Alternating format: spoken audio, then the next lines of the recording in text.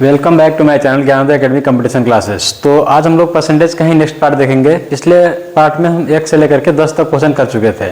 Next part हम लोग 11 से कंटिन्यू करते हैं और वीडियो में कंप्लीट बना रहिएगा, तब तक आप लोग को पूरा समझ में आ जाएगा। नेक्स्ट हम लोग देख एक संख्या जो 16% बढ़ने पर 1914 बन जाती है, तो संख्या क्या है।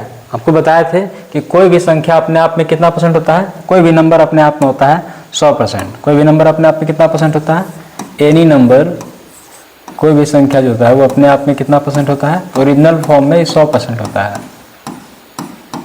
इस क्वेश्चन में दे रहा है कि 16% बढ़ने के बाद 16% बढ़ने पर इसका मतलब कि जो न्यू नंबर होगा, न्यू नंबर उसका वैल्यू कितना होगा, हो जाएगा 116%। और इस 116% का वैल्यू क्वेश्चन में मेंशन है कितना, 1914। आपको बताना है कि वो संख्या क्या है। तो अगर आप 1% का वैल्यू निकालिएगा तो हो जाएगा 1914 बटे में 116। लेकिन हमको तो क्या चाहिए, हमको चाहिए ओरिजिनल नंबर। हमको क्या चाहिए, ओरिजिनल नंबर, यानी वो संख्या क्या है। ओरिजिनल नंबर अपने आप में कितना परसेंट होता है, ओरिजिनल नंबर अपने आप में 100% होता है। कितना नंबर होता है, 100%।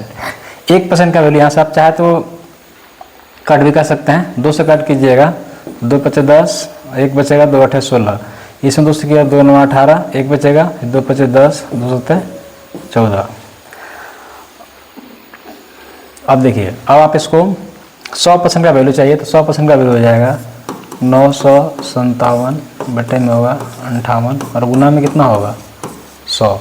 अब इसको आप 2 से फिर से कट कर सकते हैं। 2 से कितना बार में, 29 बार में। 2 से कितना बार में, 50 बार में।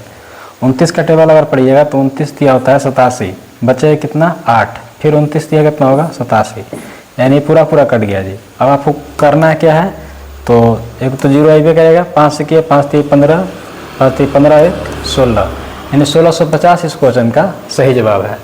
नेक्स्ट हम लोग करते हैं 12। कह रहा है कि यदि एक संख्या में 60 जोड़ा जाता है तो यह स्वयं का 137.5% हो जाता है। इसका मतलब कि कोई भी नंबर अपने आप में 100% होता है और ये 137.5% हो रहा है।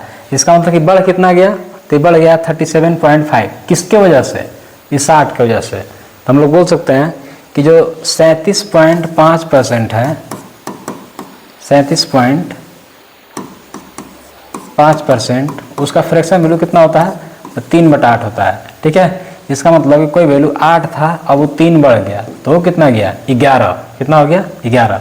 अच्छा, हम लोग का अनुसार इंक्रीज हुआ है 3 यूनिट।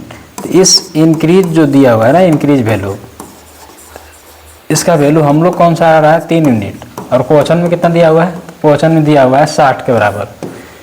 इस 3 यूनिट का वैल्यू कितना है 60। तो अगर आपसे 1 यूनिट का वैल्यू पूछा जाए, 1 का कितना हो जाएगा जी, 1 यूनिट का वैल्यू हो जाएगा 20।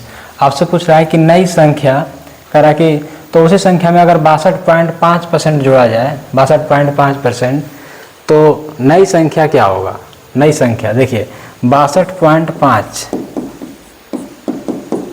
ये 12.5% 1/8 होता है, तो ये हो जाएगा कितना 5/8। 5/8, इसका मतलब कोई वैल्यू 8 था तो वो कितना हो गया 13। यानी 1 यूनिट का वैल्यू अगर 20 है तो आपसे पूछ रहा है कि 13 यूनिट, यानी न्यू नंबर आपसे पूछ रहा है। कौन सा नंबर पूछ रहा है, न्यू नंबर। और न्यू नंबर 5 और 8 कितना हो जाएगा जी 13। 13 यूनिट का वैल्यू कितना होगा, 1 यूनिट का वैल्यू अगर 20 है तो 13 यूनिट का वैल्यू हो जाएगा 20 गुने 13, यानी 13 दूना 26, एक तो 0 डाल देंगे। यानी इस क्वेश्चन का सही जवाब क्या हो जाएगा, इस क्वेश्चन का सही जवाब हो जाएगा,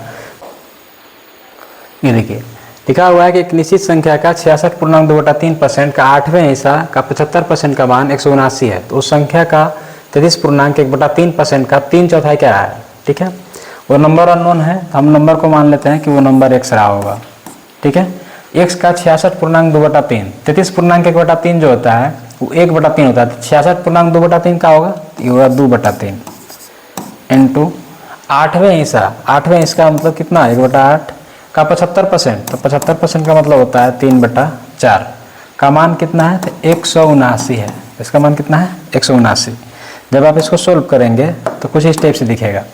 ये 2 से कट जाएगा 1 बार में, ये 2 से कट जाएगा 4 बार में, ये 3 से कट जाएगा 1 बार में, 3 से कट जाएगा 1 बार में।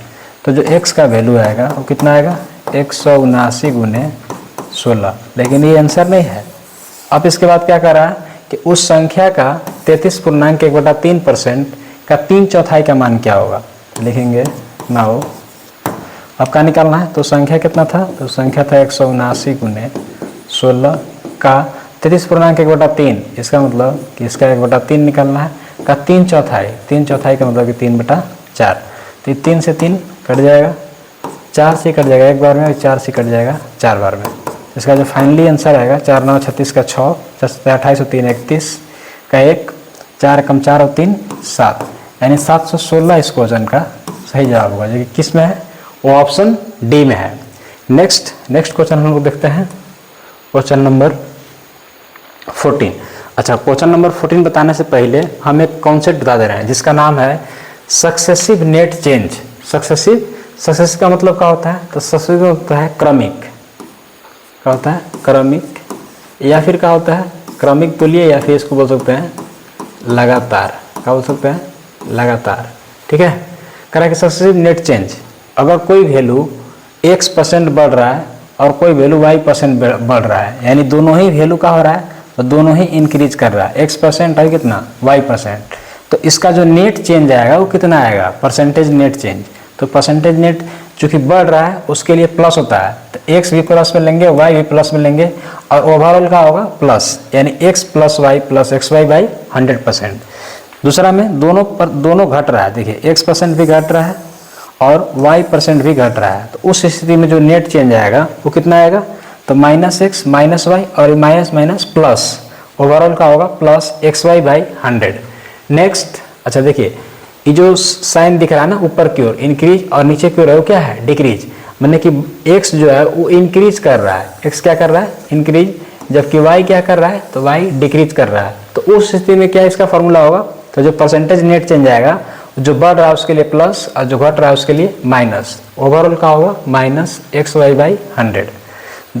जो लास्ट बचता है हम लोग को, वो पहला वैल्यू घट जाएगा, पहला क्या होगा, घट जाएगा, और दूसरा वैल्यू जो है वो क्या होगा, बढ़ जाएगा। उस स्थिति में जो परसेंटेज नेट चेंज आएगा, जो घट रहा है उसके लिए माइनस और जो बढ़ रहा है उसके लिए प्लस, और ओवरऑल क्या होगा -xy/100%। ऐसा इसलिए इसको बता दिए ताकि आगे जो कॉन्सेप्ट पढ़ाएंगे, दो वैल्यू अगर बढ़े या दो वैल्यू घटे तो उसमें हम लोग कैसे यूज करेंगे। जैसे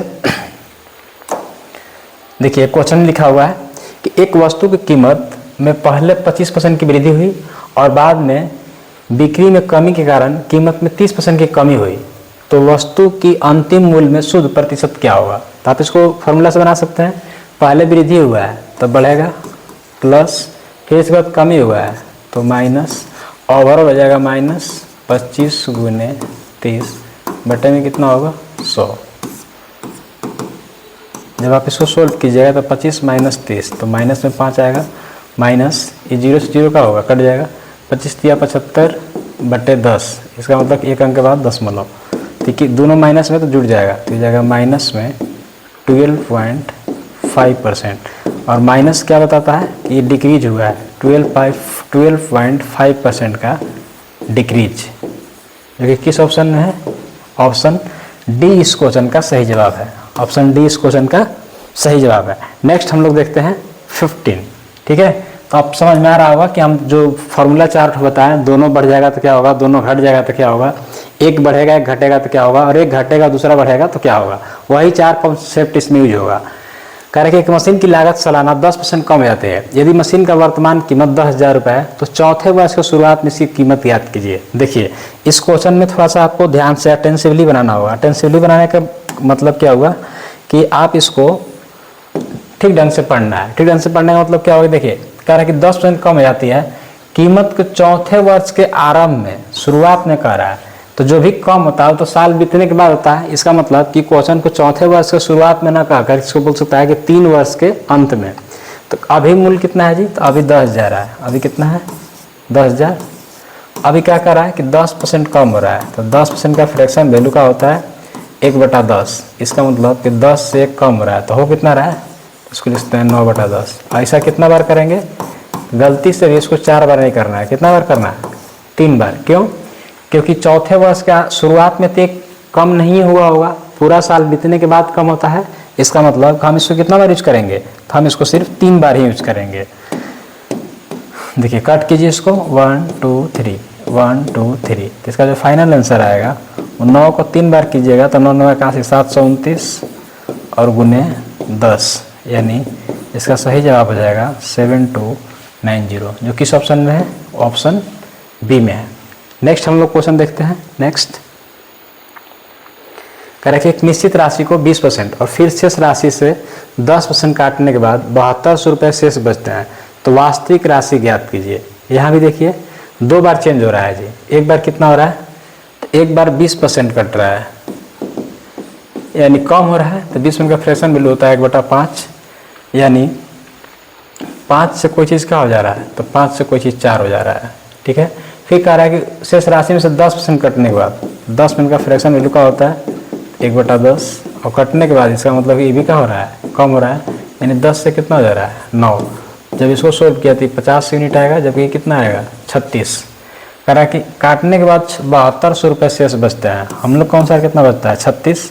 तो 36 का वैल्यू दिया हुआ है 7200, ठीक है, गुना है 36 गुना 72 और 2 जीरो डाल दें, यानी 200 गुना है, तो इसको भी 200 गुना होना पड़ेगा। इसका मतलब कि 5 दूना 10 और इसमें कितना जीरो होगा? 3, जो कि किस ऑप्शन में है?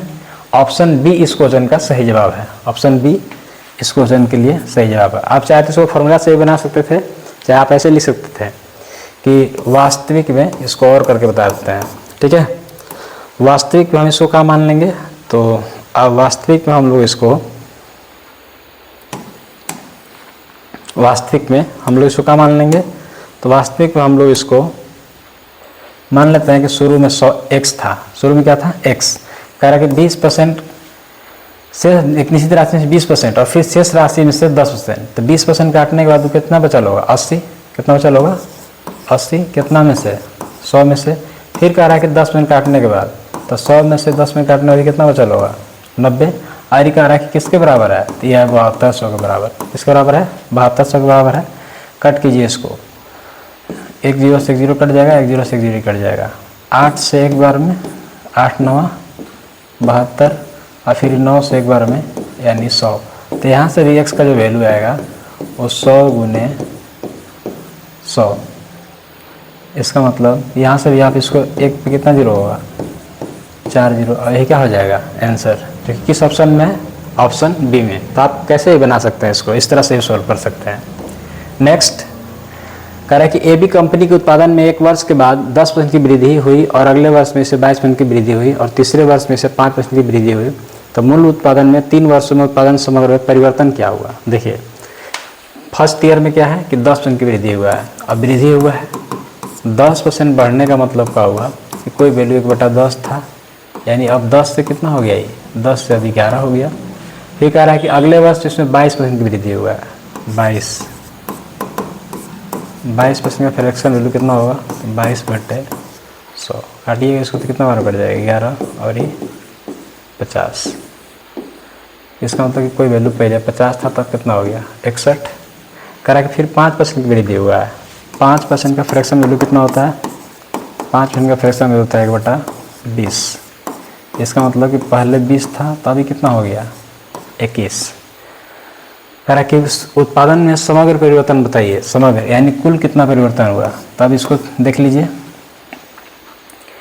कोई वैल्यू अगर कट हो रहा है तो कट भी कर सकते हैं, अदरवाइज मल्टीप्लाई कर देंगे। तो ये कितना होगा? 5 दूना 10, फिर 3 जीरो, इधर गुना कीजिए तो 11 गुने कीजिए तो 11 एकम 11, 11 से 66 और 1 67, 671 हुआ। और फिर इसको गुना कर देना है 21 से, तो 21 एकम 21, 21 सत्य होता है कितना?